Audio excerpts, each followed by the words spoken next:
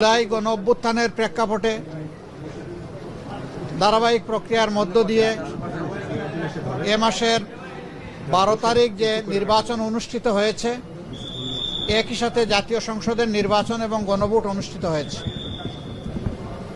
এই নির্বাচনে জাতি আশা করেছিল দেশের মানুষ নিঃসংকোচে স্বাচ্ছন্দ্যে উৎসবমুখর পরিবেশে তাদের ভোটের আমানতটাকে তারা প্রয়োগ করবে। দুঃখের বিষয় যে এটা পুরোপুরি প্রত্যাশা পূরণ হয়নি। বেশ কিছু জায়গায় অনেক সমস্যা হয়েছে, আপনারা জানেন, ওইদিকে আজকে আমরা যাচ্ছি না। আজকে ছিল নির্বাচিত